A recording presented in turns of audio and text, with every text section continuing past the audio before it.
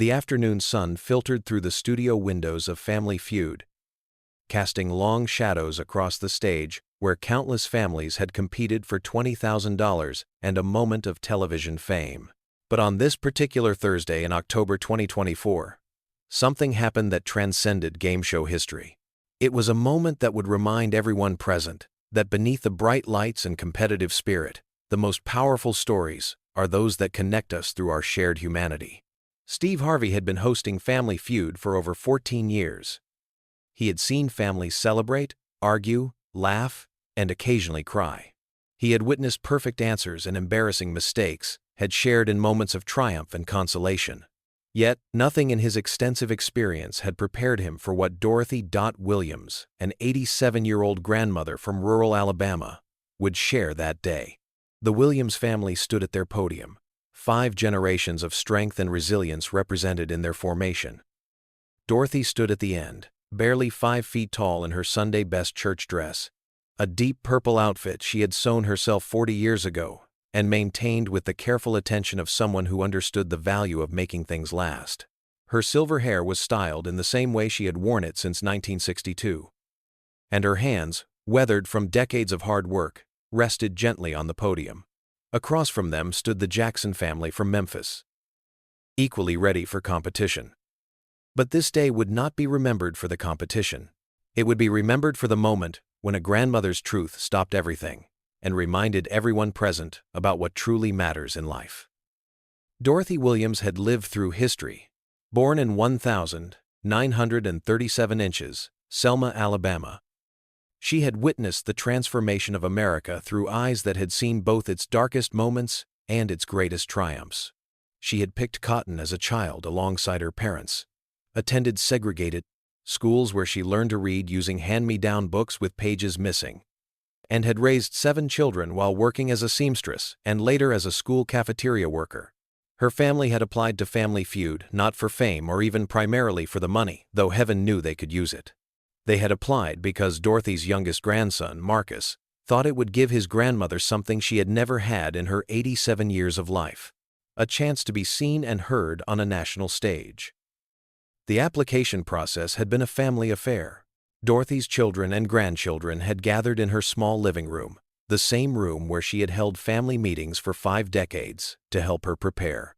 They practiced potential questions, worked on her timing, and most importantly, listened as she shared stories they had never heard before. Stories about walking 10 miles to school, about teaching herself to read music so she could play piano at church, about the first time she was allowed to vote. Dorothy had insisted on bringing her whole family to the taping, not just the 5 who would compete, but all 7 of her living children, her 19 grandchildren, 14 great-grandchildren, and 3 great-great-grandchildren. She had saved for 6 months to help pay for the trip, putting aside money from her Social Security checks in the same ceramic jar she had used to save coins when her children were young. The producers had been touched by the family's application video, particularly by a moment where Dorothy had said, "I've lived through times when my voice didn't matter to most folks.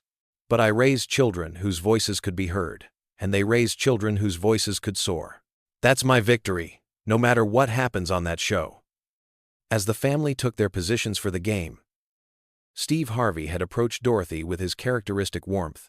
He had been briefed about the family, but nothing in the notes had prepared him for the rather quiet dignity that radiated from this elderly woman. She looked at him with eyes that held decades of stories, and when she smiled, it was with the confidence of someone who had already won life's most important battles. The game had progressed normally through the first 3 questions. The Williams family was holding their own, with Dorothy surprising everyone by knowing that yoga pants was the #1 answer to name something people wear to the grocery store that they shouldn't. Her granddaughter had laughed and said, "Grandma, how do you know about yoga pants?" Dorothy had replied with a twinkle in her eye, "Baby, I've been watching people make fashion mistakes since before your mama was born." It was during the 4th question that everything changed. Steve had asked, "Name something a mother never stops doing for her children, no matter how old they get." Dorothy had buzzed in first, her weathered hand moving with surprising speed. But instead of immediately answering, she had paused. The studio fell silent, waiting. The pause stretched longer than normal for television, that peculiar silence that makes producers nervous. But Steve, with his instinct for human moments, had not rushed her. Finally, Dorothy spoke, but not with an answer to the question. Instead, she said, "Mr. Harvey, may I tell you something about mothers who never stop?" Steve, recognizing something profound was happening, had nodded. "Go ahead, Miss Dorothy." Dorothy's voice, usually soft, gained strength as she began to speak. "I had 8 children, Mr. Harvey. 8 beautiful babies. But I only got to raise 7 of them to adulthood." The studio became completely still. Even the production crew stopped their usual movement. "My firstborn Samuel was taken from me when he was 16 years old. It was 1961, and he had gone to register voters with a group from our church. He was so proud, Mr. Harvey. He said, 'Mama, I'm going to help our people vote.' He had his father's courage and his grandmother's determination." Dorothy's children and grandchildren stood behind her, some already wiping away tears. Having heard this story but never in such a public way, Steve Harvey stood transfixed, his usual animated demeanor replaced by complete attention. They found his body 3 days later in the Cahaba River. The sheriff said he must have slipped and fallen, but we all knew better. My boy could swim like a fish. He had been teaching the younger children at our church how to swim in that very river. Dorothy's voice did not break, but tears rolled down her cheeks. "For 63 years, Mr. Harvey, I have been doing something for that child. Every single day, I wake up and I live the life he should have had. I vote in every election because he died trying to help people vote. I sent all my other children to college because he dreamed of being a doctor. I taught my grandchildren to swim in that same river because fear cannot be inherited if love is stronger." Steve Harvey did something then that had never happened in the history of Family Feud. He walked away from his position, crossed to Dorothy, and asked if he could hug her. She nodded, and as he embraced this elderly woman, the entire studio erupted in applause that continued for 3 full minutes. The sound engineer later said that the decibel level exceeded anything they had recorded in the studio's history, not from excitement or celebration, but from a collective recognition of witnessing something sacred. When the applause finally died down, Steve spoke, his voice thick with emotion. "Miss Dorothy, in all my years of hosting this show, I have never. We need to stop the game for a moment." He turned to the producers. "We're stopping the game." The producers, some crying themselves, nodded their agreement. The usually strict rules about timing and commercial breaks suddenly seemed irrelevant. Steve turned back to Dorothy and her family. "Your answer to what a mother never stops doing, that's not just the #1 answer. That's the only answer that matters." Dorothy's daughter, Patricia, stepped forward. She was 62 years old, a retired school principal who had dedicated her life to education because of the values her mother had instilled. "Mama doesn't usually talk about Samuel. She says grief is a private thing. But she wanted to come on this show because she said it was time for Samuel's story to be heard beyond our family." Steve asked Dorothy, "Why now, Miss Dorothy? Why share this story now?" Dorothy straightened her small frame and spoke with clarity that commanded attention from everyone present. "Because I'm 87 years old, Mr. Harvey, and I watch the news. I see young people today thinking their struggles are new, thinking nobody understands what they're going through. But we understand. We've been through it. We survived it. And we changed it. Not completely, but enough that my great-grandbabies can stand on this stage as equals." She paused, gathering her thoughts, and the studio remained silent, recognizing that they were witnessing testimony that transcended entertainment. "I wanted to come on this show not to win money, though Lord knows my family could use it. I wanted to come here to say that progress isn't just about laws and policies. It's about families refusing to let hate win. It's about mothers raising children to be better than the world that took their siblings. It's about choosing love when hate would be easier." The Jackson family, who had been competing against the Williams family, began applauding. Their patriarch, Robert Jackson, a 70-year-old veteran who had served in Vietnam, called out with tears in his eyes, "We forfeit to the Williams family. This is bigger than a game." But Dorothy shook her head gently. "No, sir, no forfeiting. That's not what Samuel would want. He believed in moving forward together, not in one family winning while another loses." Steve Harvey looked between the two families, then made a decision that would become legendary in television history. "You're right, Miss Dorothy. So, here's what we're going to do. Both families are going to play together as one team. We're combining families because that's what Miss Dorothy's story is about. Bringing people together." The logistics were complicated. The show had never done anything like this before. But the production team, moved by what they were witnessing, quickly worked to make it happen. They brought both families together, rearranging the stage so that all 10 primary family members could stand united. Dorothy stood at the center, no longer just a contestant, but a matriarch to everyone present. As they prepared to continue, Dorothy's grandson Marcus, a 34-year-old teacher who had followed his grandmother's footsteps into education, spoke up. "Grandma, tell them about the scholarship." Dorothy smiled, a mixture of pride and sadness crossing her weathered face. "Every year since 1962, our family has given a scholarship to a young person from our community who wants to go to college. It's not much, sometimes just $500, sometimes $1,000 when we can manage it. But we call it the Samuel Williams Tomorrow Scholarship, because Samuel believed in tomorrow, even when today was dangerous." The camera operator, a young woman named Jessica, who had been working on the show for only 6 months, later said that this was the moment she understood why she had chosen television as a career. "It wasn't about capturing entertainment," she would say in an interview. "It was about preserving history, about making sure stories like Dorothy's couldn't be forgotten." Steve Harvey then did something unprecedented. He turned directly to the camera, addressing the audience at home. "I want everyone watching to understand what's happening here. This isn't just a game show moment. This is American history standing on our stage. This is what courage looks like after 63 years. This is what love looks like when it refuses to be defeated by hate." The game resumed, with both families playing together. The questions took on a different quality. They weren't competing against each other but working together toward a common goal. When Steve asked, "Name something that gets passed down through generations," Dorothy's great-granddaughter, 8-year-old Destiny, answered, "Stories." And the board showed it as the number 3 answer. Dorothy hugged the child and whispered, loud enough for the microphones to catch, "That's right, baby. Stories are how we keep people alive." The unity between the families was remarkable.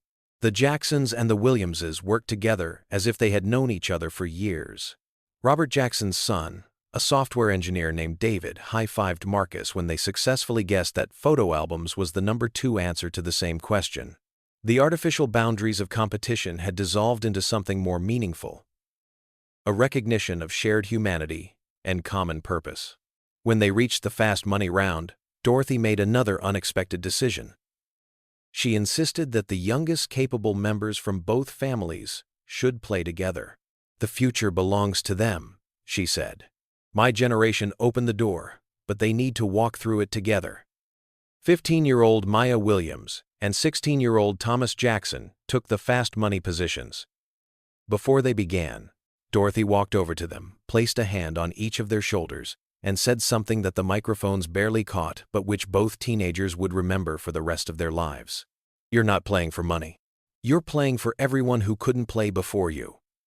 The teenagers performed admirably, their answers reflecting both the wisdom they had inherited and the hope they carried. When asked, "Name something that makes America strong," Maya answered, "Diversity," which earned 32 points. When asked, "What's something every family needs?" Thomas answered, "Forgiveness," which earned 28 points. They didn't achieve a perfect score, but they earned enough points to win the $20,000. As the celebration began, Steve Harvey made an announcement that stunned everyone. "I've been in television for over 30 years," he said, his voice carrying the weight of the moment. "I've made money, won awards, had success beyond my dreams. But today, Miss Dorothy, you've reminded me why I got into this business in the first place. To tell stories that matter. To give voice to people who deserve to be heard." He continued, "I'm personally matching the $20,000 prize money. Both families will receive $20,000 each." The studio erupted again, but Steve wasn't finished. "And furthermore, the Steve and Marjorie Harvey Foundation is going to establish a full college scholarship fund in Samuel Williams's name. Not just one scholarship, but a perpetual fund that will send kids to college every year." Dorothy began to cry then, the tears she had held back for decades finally flowing freely.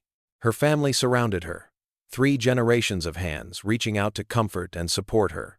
The Jackson family joined them. And for a moment, the stage held not 2 families but one community united in recognition of sacrifice and survival. But the impact of that day extended far beyond what anyone could have anticipated.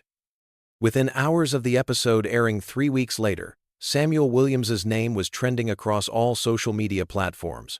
Historians who specialized in the civil rights movement began reaching out to the Williams family, explaining that Samuel's story filled in a gap in the historical record. Many young people had died during the voter registration drives of the early 1960s. But their stories had often been overshadowed by more prominent figures. Dr. Taylor Branch, the Pulitzer Prize-winning historian who had written extensively about the civil rights era, contacted the family personally. He explained that Samuel's story was particularly significant because it represented the countless unnamed young people who had paid the ultimate price for civil rights. With the family's permission, he began working to include Samuel's story in the permanent historical record. The Smithsonian's National Museum of African American History and Culture reached out within days. They wanted to create an exhibit around Dorothy and Samuel's story, showing how ordinary families had been the backbone of the civil rights movement. Dorothy agreed to donate several items: the voter registration card Samuel had been carrying when he died, water-damaged but still legible with his careful signature, a photograph of Samuel taken just weeks before his death, showing him in his Sunday best with a smile that reflected both youth and determination, and the purple dress Dorothy had worn on Family Feud, which she now called her testimony dress. The museum's curator, Dr. Lonnie Bunch, flew to Alabama to meet Dorothy personally. In her small living room, surrounded by photographs of her family spanning generations, Dorothy told him stories that had never been recorded. She showed him the Bible that Samuel had carried, with his handwritten notes in the margins about justice and equality. She shared letters he had written to his younger siblings, encouraging them to study hard and be ready for the world that's coming. The scholarship fund that Steve Harvey announced grew beyond anyone's imagination. Within the first week, donations exceeded $1 million. Contributors ranged from celebrities who had been moved by the episode to ordinary people who sent $5 or $10 with notes saying that Dorothy's story had reminded them of their own grandmother's struggles. A technology entrepreneur who wished to remain anonymous donated $500,000 with a note that said simply, "For all the Samuels, whose names we don't know." The scholarship committee, which included Dorothy and members of both the Williams and Jackson families, decided to award 10 full scholarships annually to students from communities across the South who demonstrated Samuel's spirit of service and courage. The first recipients were announced 6 months after the episode aired, and Dorothy insisted on meeting each one personally, despite her advancing age and increasing frailty. One recipient, a young woman named Aisha from Birmingham who wanted to become a civil rights lawyer, later said that meeting Dorothy changed her life. "She took my hands and told me that I was carrying forward a legacy that had been paid for in blood. She said that every case I would ever argue, every person I would ever defend, would be connected to Samuel and all the others who died for justice. It wasn't pressure, it was purpose." The documentary filmmaker Ken Burns, known for his extensive work on American history, approached the family about creating a film about Dorothy and Samuel. The resulting documentary, titled The River and the Vote, premiered at the Sundance Film Festival to standing ovations. It went on to win an Academy Award for Best Documentary Feature. Dorothy, then 88 years old, attended the ceremony in Los Angeles, wearing her purple dress one final time. When the film won, she was helped to the stage where she spoke briefly but powerfully. "This isn't my award or even Samuel's. This belongs to every mother who had to bury a child killed by hate and chose to plant seeds of love in that same soil." The impact on Family Feud itself was transformative. The show instituted what they called Dorothy's Moments, times when they would pause the game to allow families to share meaningful stories. These segments became some of the show's most watched and shared content. Steve Harvey said in multiple interviews that meeting Dorothy Williams had fundamentally changed his approach to hosting. "I realized that every family standing at those podiums has a story," he said. "My job isn't just to ask questions and make jokes. It's to create space for those stories to be told." The river where Samuel's body had been found became a site of pilgrimage and healing. The city of Selma, working with the Williams family, created a memorial park along the bank. The centerpiece was a sculpture of a young man reaching toward the sky, with voter registration cards transforming into birds taking flight from his outstretched hands. The inscription read, "Samuel Williams, 1945 to 1961. He died so others could vote. He lives on in every ballot cast." Every year on the anniversary of Samuel's death, the community held a remembrance ceremony at the river. What started as a small family gathering grew into a major event that drew hundreds of people.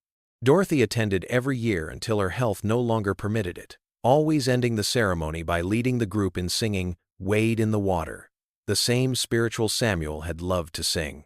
The episode's impact reached into academic circles as well. Sociology professors used it as a teaching tool to discuss intergenerational trauma, resilience, and the long-term effects of the civil rights movement. Psychology researchers studied Dorothy's story as an example of post-traumatic growth, showing how individuals and families could transform tragedy into purpose. The Harvard School of Education created a curriculum around Dorothy's approach to keeping Samuel's memory alive while not letting grief consume the family's future. 3 years after the Family Feud episode, Dorothy's health began to decline. She had been diagnosed with congestive heart failure, and her doctors said she had perhaps 6 months to live. When word spread, letters and messages poured in from around the world. Students who had received the Samuel Williams scholarships wrote to tell her about their accomplishments. Viewers who had been moved by her story shared how it had changed their perspectives on struggle and survival. Steve Harvey visited Dorothy in Alabama during her final months. The meeting was private, just the two of them in her living room. But Dorothy's grandson Marcus later shared what his grandmother had told him about the conversation. Steve had thanked her for changing his life, for reminding him of the responsibility that came with having a platform. Dorothy had responded by giving him another family heirloom, a small wooden cross that Samuel had carved in shop class just months before his death. She told Steve, "You helped me tell Samuel's story to the world. Now you carry a piece of him with you. Every time you give someone else a chance to be heard, Samuel lives again." Dorothy Williams passed away peacefully on a Sunday morning in April, 3 years and 6 months after her appearance on Family Feud. She was surrounded by her family, 4 generations holding hands around her bed. Her last words, according to her daughter Patricia, were, "Tell Samuel I'm coming, and tell everyone else to keep marching." Her funeral was attended by over 2,000 people. The church couldn't hold everyone, so they set up speakers outside for the overflow crowd. Steve Harvey delivered one of the eulogies, saying, "Dorothy Williams never stopped being a mother. Not just to her 7 living children, not just to Samuel, but to all of us who needed to be reminded that love is stronger than hate, that purpose can come from pain, and that ordinary people can change the world by refusing to let injustice have the last word." The governor of Alabama declared the day of her funeral as Dorothy Williams Day. Schools across the state held special assemblies where Dorothy's story was shared and discussed. The Family Feud episode was shown in countless classrooms as teachers used it to discuss civil rights history, family resilience, and the power of truth-telling. But perhaps the most fitting tribute came from the young people whose lives had been changed by the Samuel Williams scholarships. They created the Dorothy and Samuel Williams Foundation, dedicated to preserving and sharing the stories of unsung heroes of the civil rights movement. Their first project was an oral history initiative, recording the stories of elderly African Americans who had participated in the movement, but whose contributions had never been formally documented. 5 years after Dorothy's death, her great-great-granddaughter, Destiny, now 13 years old, won a national essay contest with a piece titled, "My Grandmother's Mother's Mother: How Stories Travel Through Time."